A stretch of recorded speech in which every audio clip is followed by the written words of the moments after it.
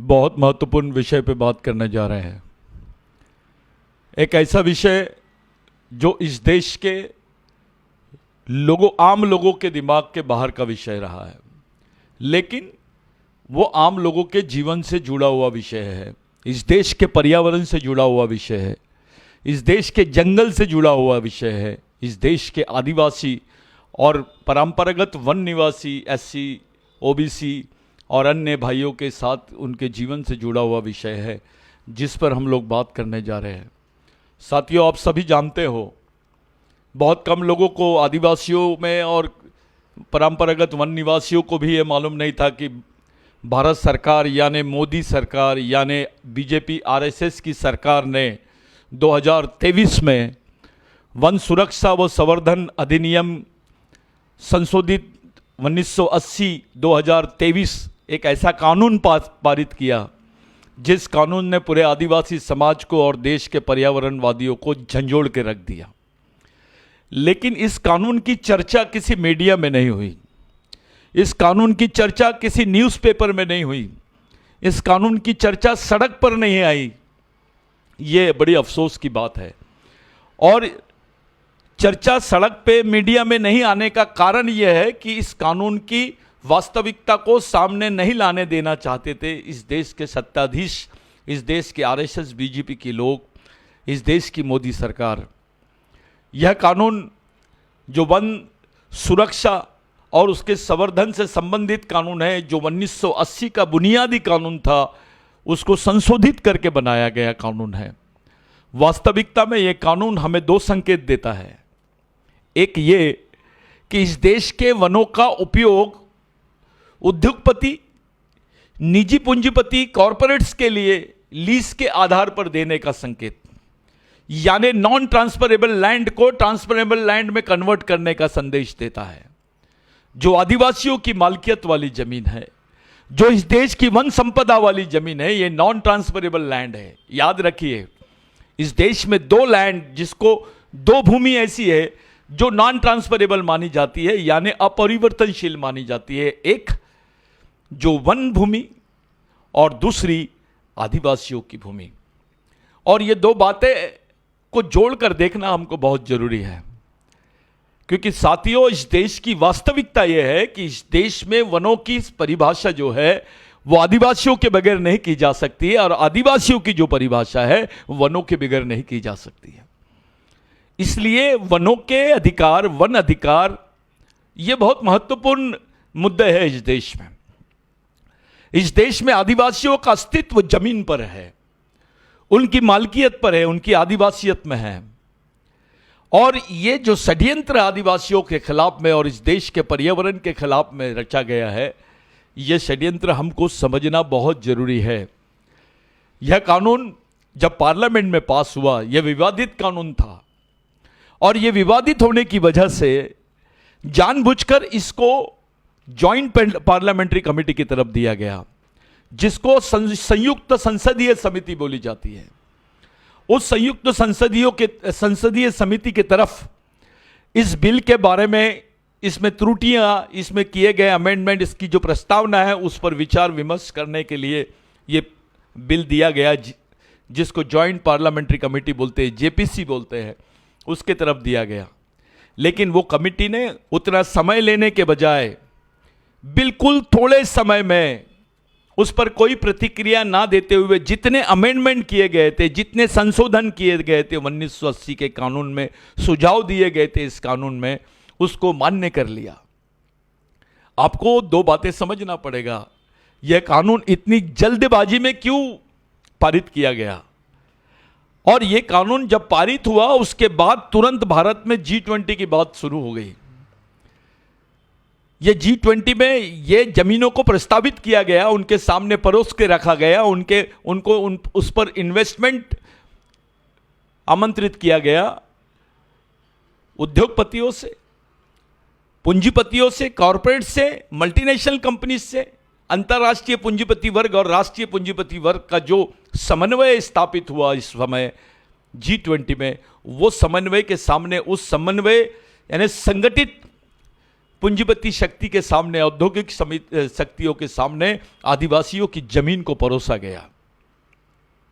ये जो कानून था, जो 1980 का कानून है, उसको संशोधित करके ये कानून बनाया गया है। आदिवासियों के किसी नेता ने इस पर प्रतिक्रिया नहीं दी, कोई संगठन इस पर प्रतिक्रिया देते हुए नजर नहीं आया उस समय। यहां तक पार्लियामेंट की बात है, संसद की बात है, कोई पार्टी के एक आदिवासी नेता ने या किसी पार्टी ने इस पर ऑब्जेक्शन नहीं लिया। और जब जेपीसी की रिपोर्ट आई, जब जेपीसी ने एनओसी दे दिया, तो ये बिल को राज्यसभा में ले जाया गया और राज्यसभा में पारित करके तुरंत राष्ट्रपति, जो आदिवासी राष्ट्रपति है इस देश की, उसकी साइन करने के लिए इसको भेजा गया। शायद आदिवासी राष्ट्रपति बनाने के पीछे मुख्य मकसद यही होगा कि आदिवासी राष्ट्रपति की रहनुमाई में आदिवासी मुक्त भारत की स्थापना की जाए। यह आरएसएस का एजेंडा है, जिस एजेंडा को पूरा करने के लिए इसका पूरा इस्तेमाल किया गया। साथियों, जब वनों पर आदिवासी अधिकारों की बात नहीं होगी, जब वनों की सुरक्षा की बात नहीं होगी, तो आदिवासी और आदिवासी अधिकारों का उल्लेख नहीं होगा। और भारतीय संविधान में आदिवासी अधिकारों का उल्लेख वनों के साथ है। हिस्ट्री ऑफ फॉरेस्ट और हिस्ट्री ऑफ आदिवासी, यानी आदिवासियों का इतिहास और भारत के जंगलों का इतिहास, यह समांतर इतिहास माना जाता है। इस बात को समझना बहुत जरूरी है। इस बिल के सहारे इस देश की जमीन को, वन जमीनों को आदिवासी मुक्त वन जमीन बनाने की कोशिश की गई, यानी वनों को आदिवासी अधिकारों से दूर और आदिवासी अधिकारों को वनों से दूर करने का यह षड्यंत्र था। बड़ी समझने वाली बात है। इसको समझना है कि वनों से आदिवासी अधिकारों को दूर और आदिवासी अधिकारों से वनों को दूर करने का ये जो षड्यंत्र है, ये इस देश का सबसे बड़ा षड्यंत्र है। ऐसा कानून अंग्रेजों ने भी पास नहीं किया था। अंग्रेजों के समय में 1927 में जो फॉरेस्ट एक्ट था आदिवासियों के लिए, वो फॉरेस्ट एक्ट आदिवासियों को सुरक्षित करने का एक्ट था। वो इस देश के पर्यावरण को सुरक्षा प्रदान करने वाला कानून था। ये अंग्रेजों ने बनाया। और ये समझने वाली बात है कि अंग्रेज इस देश के आदिवासियों को सुरक्षा प्रदान करने की बात करते हैं, इस देश के पर्यावरण को सुरक्षा प्रदान करने की बात करते हैं, और यहाँ की बीजेपी आरएसएस की सरकार इस देश के वनों को की परिभाषा ही बदल देना चाहती है। इस देश के पर्यावरण को वनों से अलग रख के बात करना चाहती है। इस देश के वनों से आदिवासियों को अलग रख के बात करना चाहती है। इस पूरे एक्ट में आदिवासी नाम का शब्द शामिल नहीं है, आदिवासियों का उल्लेख भी नहीं है। ऐसा संभव ही नहीं है। विश्व के जितने वैज्ञानिक है, जितने भौगोलिक शास्त्री है, जितने फॉरेस्ट साइंटिस्ट है, जो वनों पर जिन्होंने वन वैज्ञानिक है, वो भारत के वनों को आदिवासियों से अलग और भारत के आदिवासियों को वनों से अलग परिभाषित नहीं कर सकते। इस बात की सच्चाई को मान चुके हैं और इसकी पुनरावृत्ति भारत के सर्वोच्च न्यायालय ने कई जजमेंट्स में दिया है।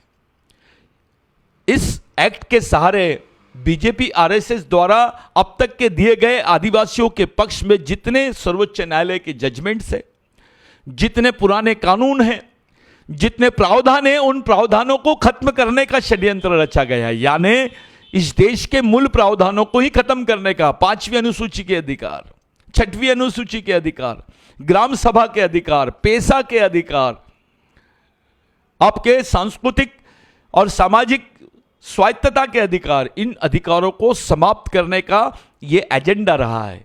और इसी एजेंडा के तहत, इसी मूल एजेंडा यानी आदिवासी मुक्त भारत के एजेंडे के तहत इस बिल को पारित किया गया है। साथियों, दुख की बात है कि जब इस बिल को पारित किया जा रहा था, राज्यसभा में किसी विपक्ष के नेताओं ने भी इसका विरोध नहीं किया। और हमारे लिए उससे ज्यादा दुखदायी बात है कि इस देश की राष्ट्रपति आदिवासी होने के बावजूद भी हमारे परंपरागत अधिकारों से वंचित करने के बिल को हमारे संवैधानिक अधिकारों को समाप्त करने वाले बिल को, हमारी पहचान को समाप्त करने वाले बिल पर उन्होंने हस्ताक्षर किए। ये ऐतिहासिक घटना नहीं, इतिहास की सबसे निंदनीय घटना हमारे लिए हो सकती है, क्योंकि हम मान सकते थे कि बीजेपी आरएसएस के लोग, इनके मन में आदिवासियों के प्रति, इस देश के पर्यावरण के प्रति, इस देश की जनता के प्रति, इस देश के आदिवासी अधिकारों के प्रति, आदिवासियत के प्रति कोई संवेदना नहीं होगी। लेकिन क्या राष्ट्रपति के मन में भी यह संवेदना नहीं है? वो आदिवासी है। इन अपेक्षाओं का से हमारा मुंह भंग हो गया, मोह भंग हो गया है। साथियों, इस बिल का मुख्य कारण, इस बिल में पहला प्रावधान था कि आदिवासियों को वनों से दूर और वनों को आदिवासियों से दूर, यह पहला प्रावधान।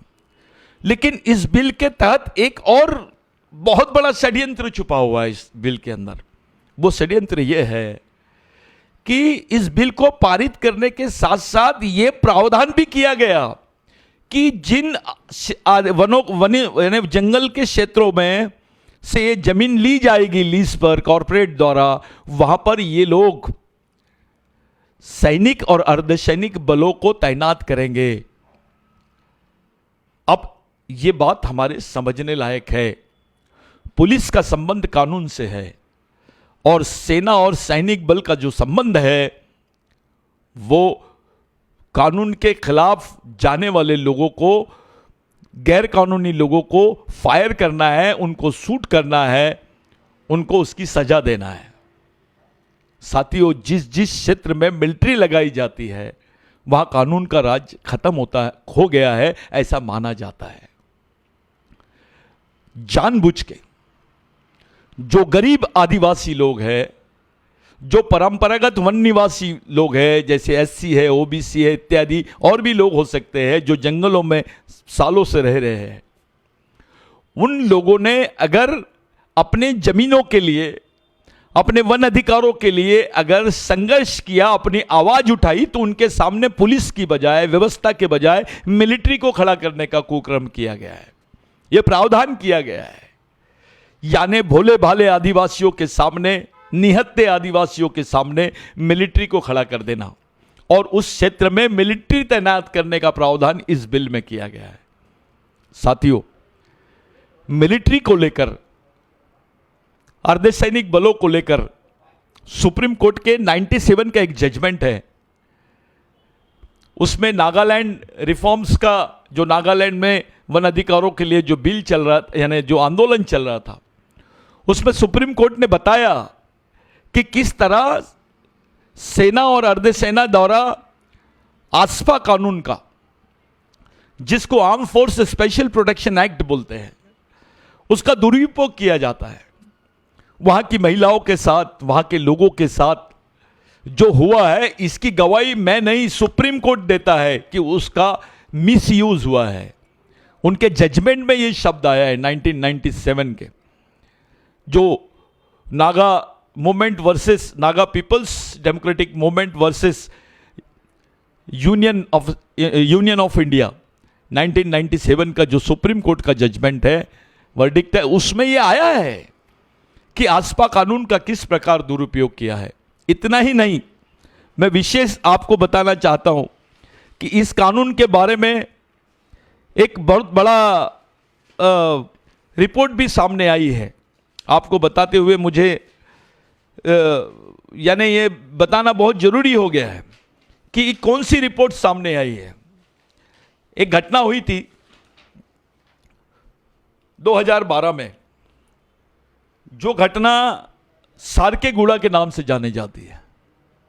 वो 2012 में सेना द्वारा 17 निर्दोष लोगों को मारा गया और सेना ने अनाधुन उन पे फायर किया। रात में कहीं वो कार्यक्रम से आ रहे थे, अपने पारंपरिक कार्यक्रम से आ रहे थे। जब ये घटना हुई, इसके ऊपर एक कमेटी बैठाई गई और इसको चीफ जस्टिस जो थे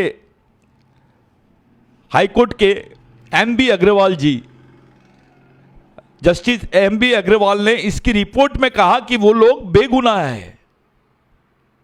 वो लोग बेगुनाह थे, 17 लोगों की हत्या हो गई और वो बेगुनाह है। इसके बदले में फोर्स के ऊपर कोई कानून नहीं, कोई कानूनी कार्रवाई नहीं कर पाए, क्योंकि आसपा कानून था।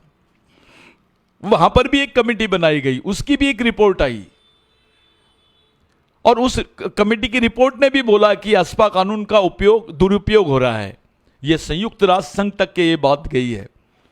उसके बाद में एक घटना और आदिवासी क्षेत्रों की बता रहा हूं मैं। पहली सारकेगुड़ा की घटना है, दूसरी घटना है आस्टामेटा की। यह आस्टामेटा की घटना में 12 लोगों को, निर्दोष लोगों को मारा गया। वो भी अपने पारंपरिक कार्यक्रम से लौट कर आ रहे थे। उस पर जो सुप्रीम हाईकोर्ट के रिटायर्ड जस्टिस है, उनकी एक कमेटी बनी, बीजे अग्रवाल साहब, और उन्होंने बताया कि वो 12 लोग बेगुनाह थे। ये जो घटना है, ये 2 घटनाएं हमारे सामने एक उदाहरण है कि किस तरह आसपा कानून का दुरुपयोग हो रहा है और आदिवासी क्षेत्रों में होता है।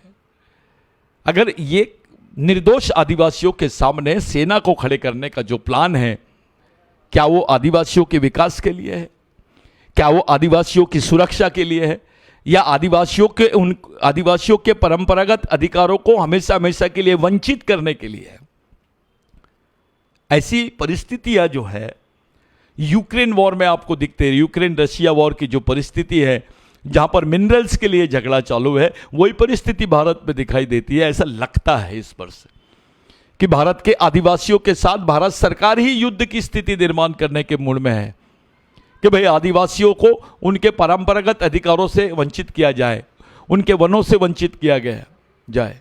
आप जानते हो पूरे विश्व में चाइना के बाद भारत दूसरा देश है जहां कोयले का उत्पादन और कोयले से एनर्जी बनाने का, ऊर्जा निर्माण करने का जो ये है वो प्रोजेक्ट बनाया जाता है। भारत विश्व में दूसरे नंबर का देश है।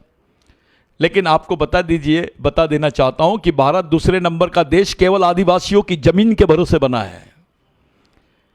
1,67,000 हेक्टेयर जमीन पर कोयला खदानों का विस्तार हुआ है और वो कोयला खदान बनने से करोड़ों आदिवासी विस्थापित हुए हैं, अपने मूल जमीन से विस्थापित हुए। पर्यावरण का क्या हाल हुआ है वो आपके सामने है।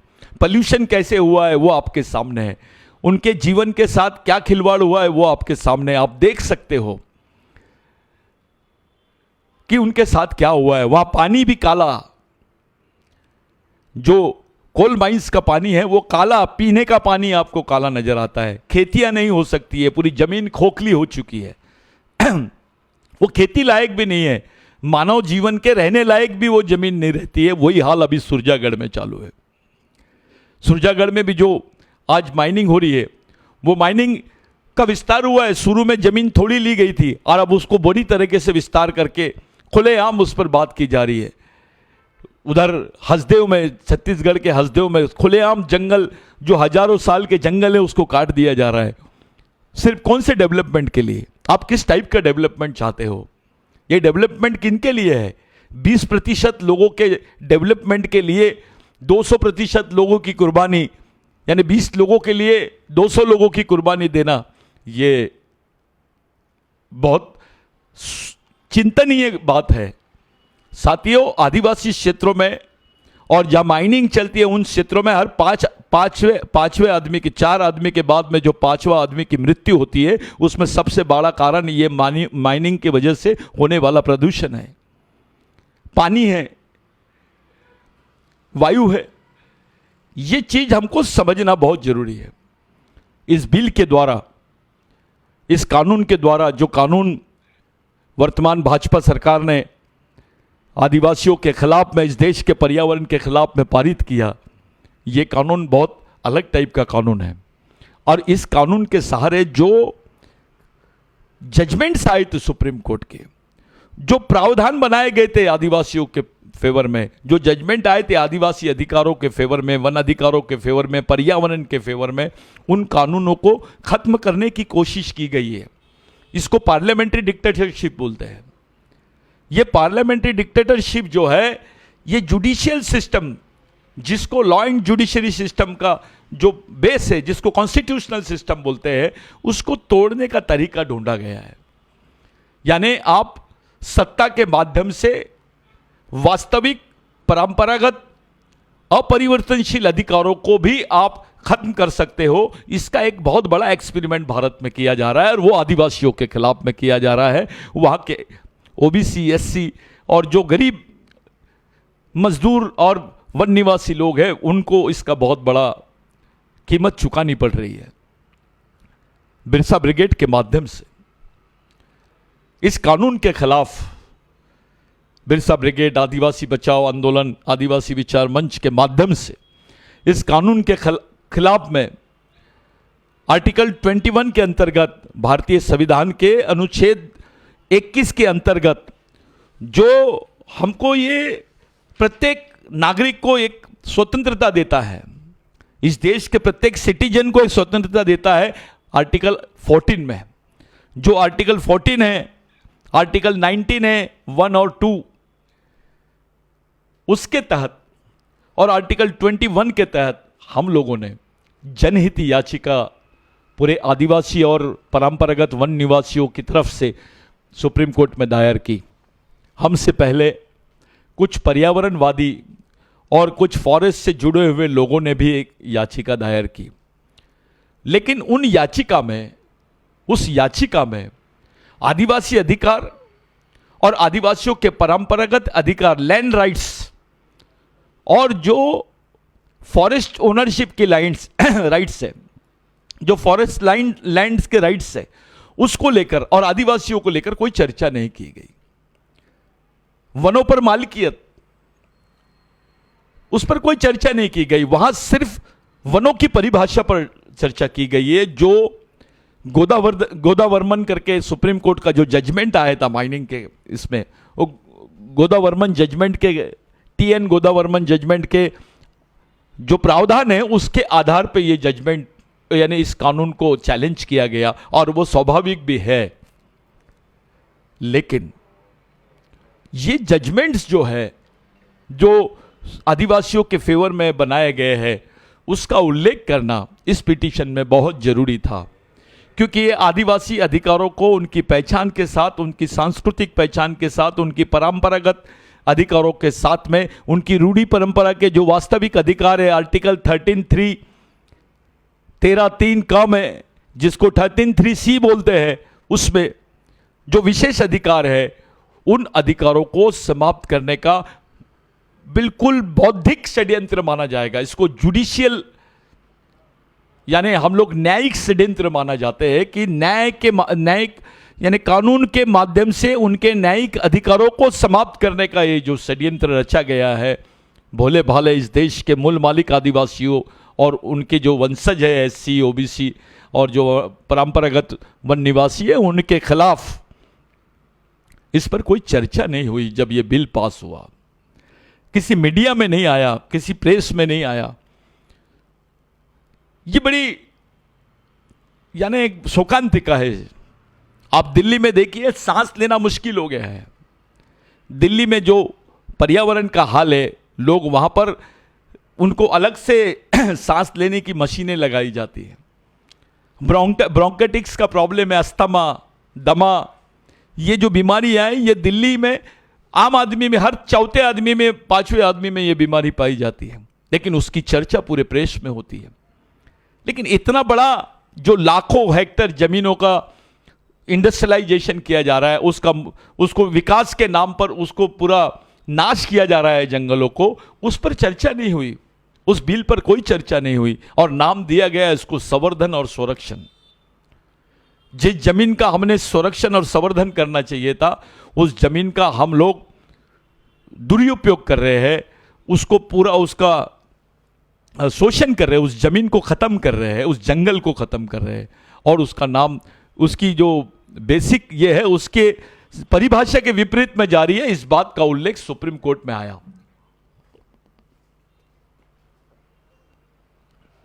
माननीय सर्वोच्च न्यायालय और वहां के आदरणीय मुख्य न्यायाधीश के साथ 2 जजों की बेंच ने जब इस आर्गूमेंट को सुनी, पहले उन्होंने इसको एडमिट किया, उसको दाखिल होने दिया, उसकी परमिशन दी और उसके बाद इस कानून पर स्टे लाया गया। इस पर सुप्रीम कोर्ट ने स्टे लगाया है। साथियों, देश के 5 करोड़ आदिवासी और 2 करोड़ गैर आदिवासी जनता जो परंपरागत तरीके से वनों में रहती है, उनके जीवन का यह प्रश्न था और देश के 70% पर्यावरण पे इसका प्रभाव पड़ने वाला था। उससे संबंधित याचिका पर हम लोगों ने एक आदिवासियों की वकालत करने की कोशिश की। बिरसा ब्रिगेड और हमारे तमाम आदिवासी संगठन जो बिरसा ब्रिगेड से संलग्नित है, उनके साथ में हम लोगों ने इस लड़ाई को शुरू की। शुरुआत में हमारी वास्तविक स्थिति ये थी कि हमारे पास में इस बिल को पारित होने के बाद हम बहुत स्तब्ध रह गए थे। तरह तरह के कयास लगाए जा रहे थे, अलग अलग राज्यों से फ़ोन आ रहे थे कि अब क्या किया जाए, अब हम तो ख़त्म हो जाएंगे, हमारे वन अधिकार खत्म हो जाएंगे, हमको वनों से खदेड़ा जाएगा, हमारे क्षेत्रों में आर्मी घुस जाएंगी, हम कैसे उसका मुकाबला करेंगे, किस तरीके से रहेंगे।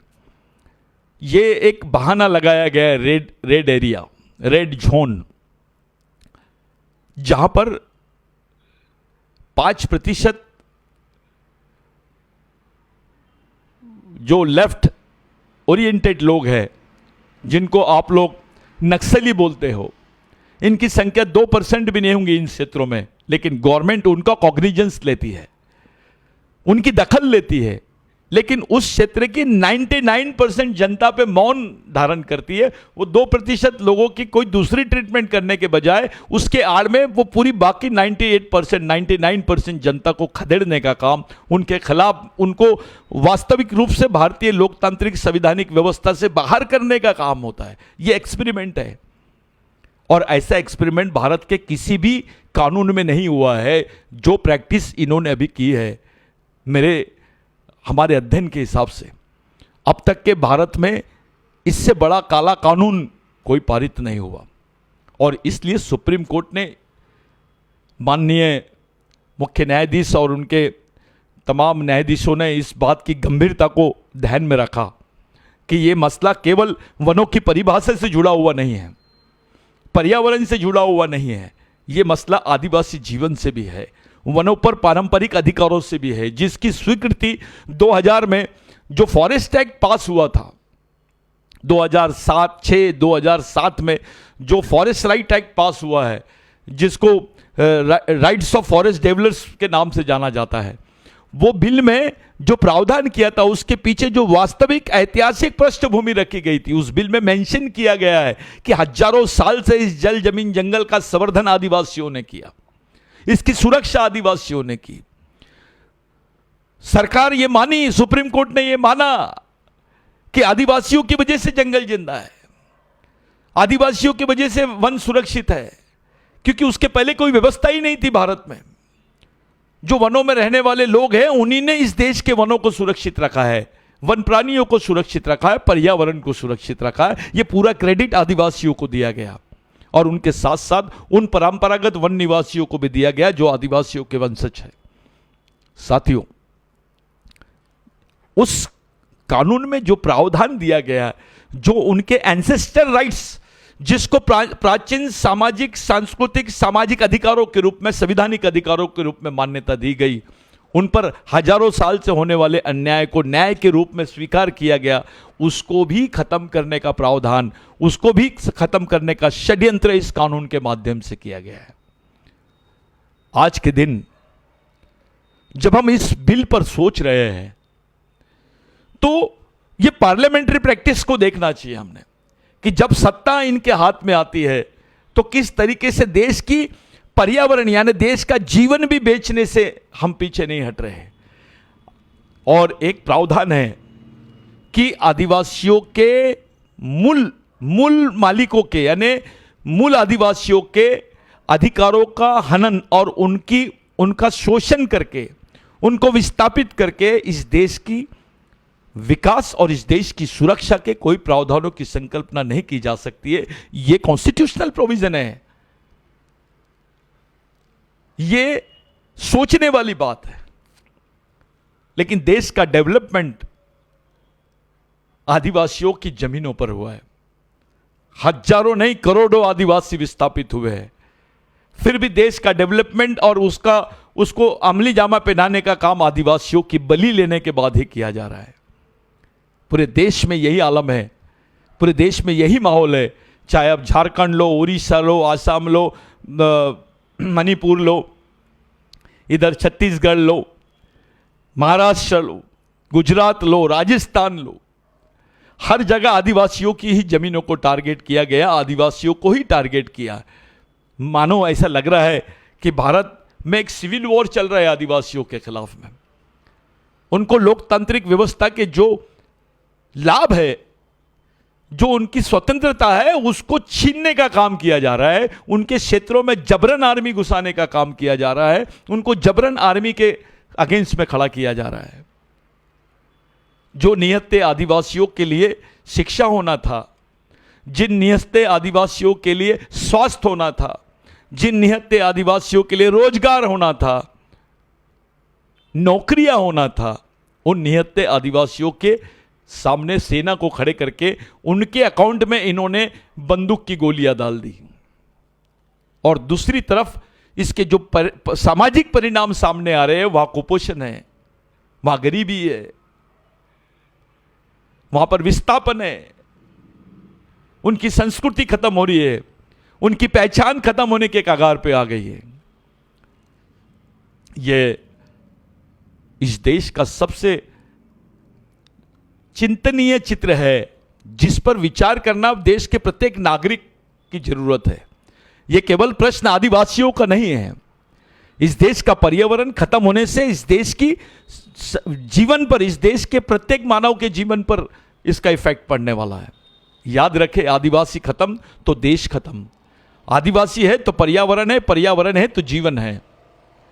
इस सिद्धांत को हमने समझना होगा, क्योंकि आप अपने धर्म का कितना भी बड़ा बखान कीजिए, लेकिन वास्तविकता यह है कि आदिवासियों की संस्कृति ने इस देश के पर्यावरण को बैलेंस किया है, इस देश के इकोलॉजिकल सिस्टम को, बायोडाइवर्सिटी को बैलेंस करके रखा है, इकोलॉजी को बैलेंस करके रखा है। यह क्रेडिट आदिवासी संस्कृति को जाती है। यह मैं नहीं देता हूं, सुप्रीम कोर्ट बोलता है, विश्व के वैज्ञानिक बोलते हैं। प्रश्न यह है कि आदिवासियों की तरफ देखने का नजरिया कैसा है। क्या इस देश को आदिवासी मुक्त यानी आदिवासी मुक्त भारत बनाने की कोशिश की जा रही है?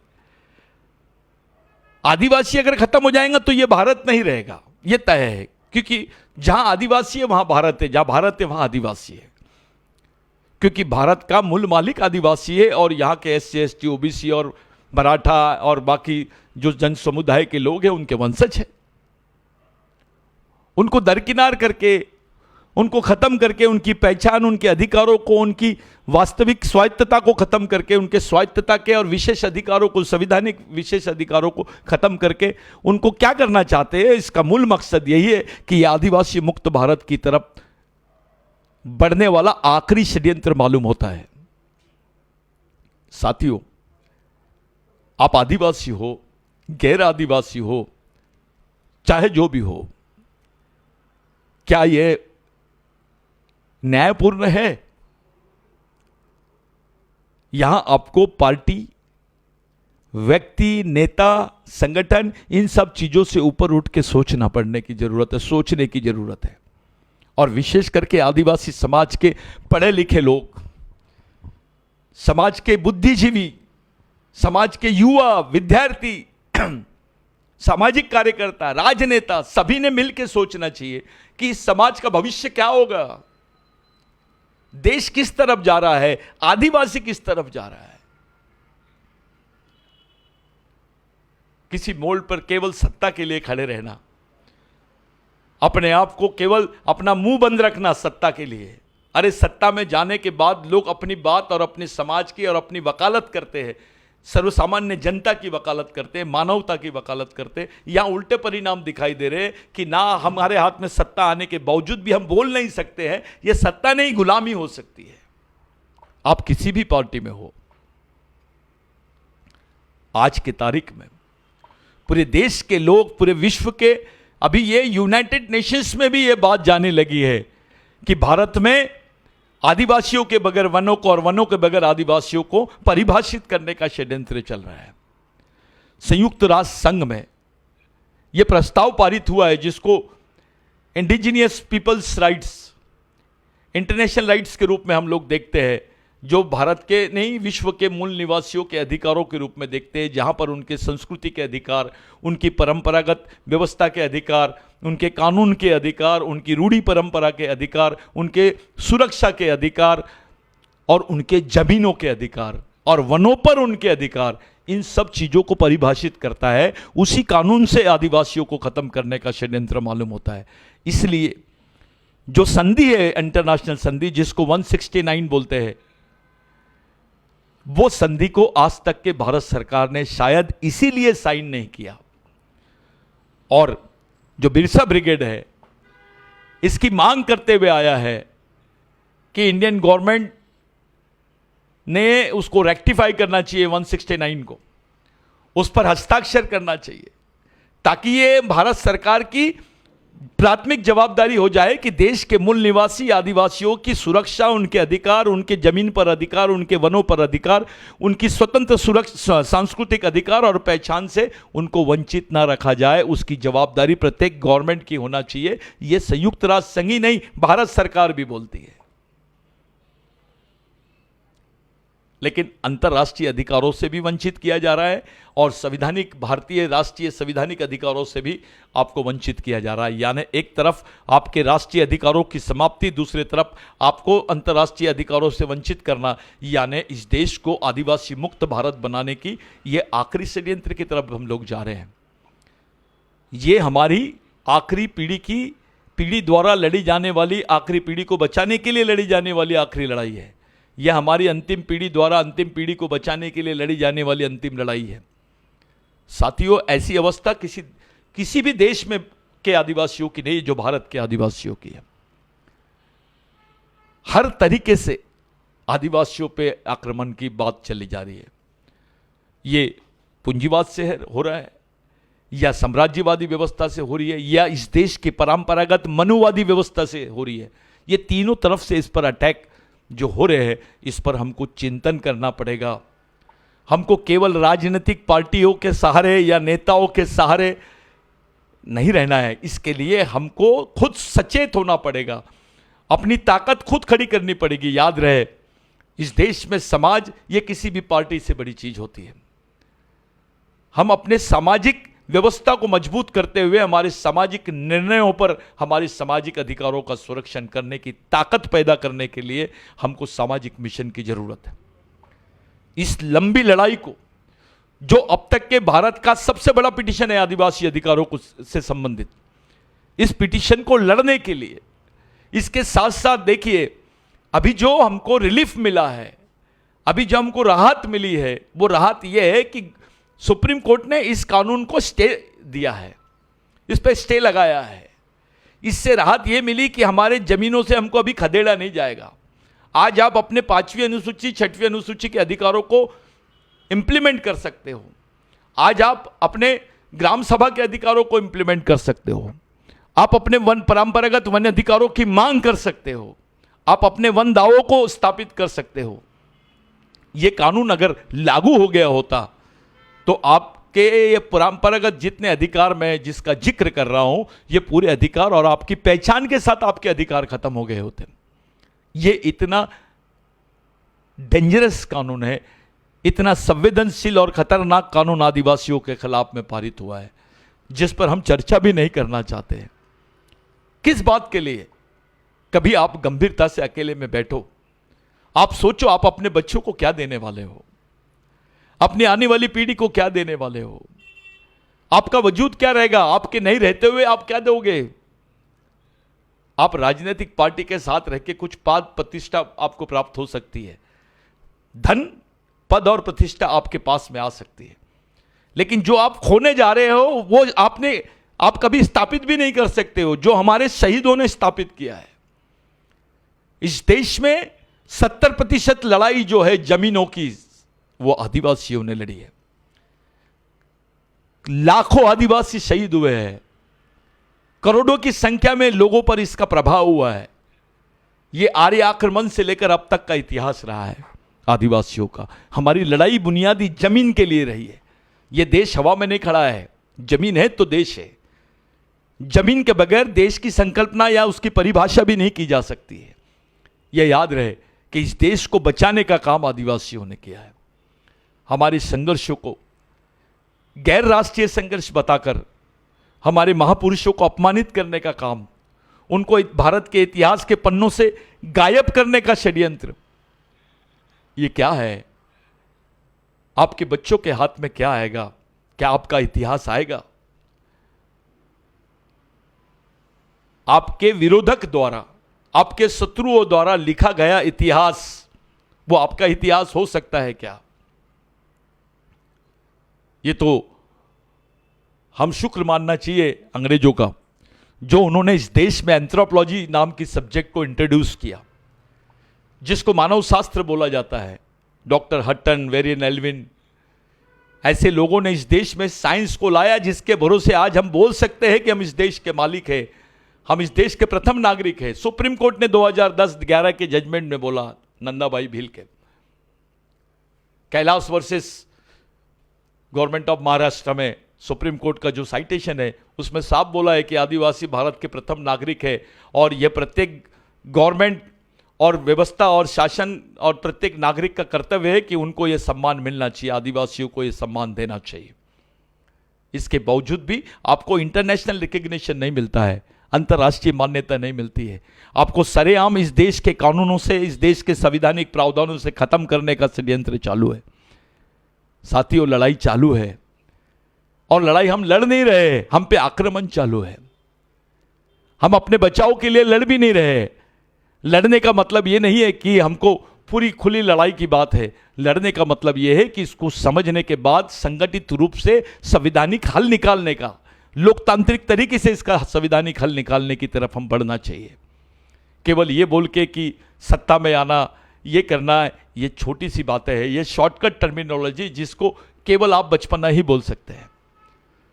गंभीर रूप से इस समाज को जिंदा रखने के लिए, इस समाज को पुनर्जीवित करने का काम हमको करना पड़ेगा। और आप तमाम बुद्धिजीवी, कर्मचारी, अधिकारी, नेतागण, आप किसी भी पार्टी संगठन में रहो, उससे हमको कोई लेना देना नहीं है। मामला समाज का है, समाज सर्वश्रेष्ठ है।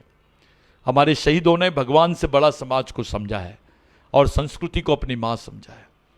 हमारी जो पहचान है वो संस्कृति की वजह से है। आदिवासी कि जिस तरीके से वनों के बगैर उनकी डेफिनेशन नहीं की जा सकती है, उसी प्रकार आदिवासी को परिभाषित करने के लिए संस्कृति जो है वो सबसे बड़ा पैरामीटर है। Culture is the basic parameter to define Adivasi in the country, indigenous people in the country. आप लोग इन तमाम कानूनी प्रावधान के साथ साथ इस लड़ाई को लड़ने की तैयारी करो। आपको मालूम होना चाहिए कि आप किस प्रावधानों को खत्म कर रहे हैं आपके, और उस प्रावधानों को पुनर्स्थापित करने के लिए आप किस तरीके की न्यायी लड़ाई लड़ रहे हो। यह बंद कमरे की लड़ाई नहीं है, यह बहुत बड़ी लड़ाई है।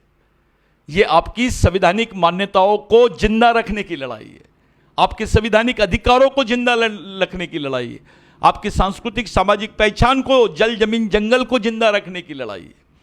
और इस लड़ाई को लड़ने के लिए आपका आर्थिक, मानसिक और शारीरिक यानी सहयोग होना बहुत जरूरी है। मैं आपसे विनती करता हूं कि इस बात की गंभीरता को समझे। जो सुप्रीम कोर्ट में लड़ाई लड़ने जा रही है,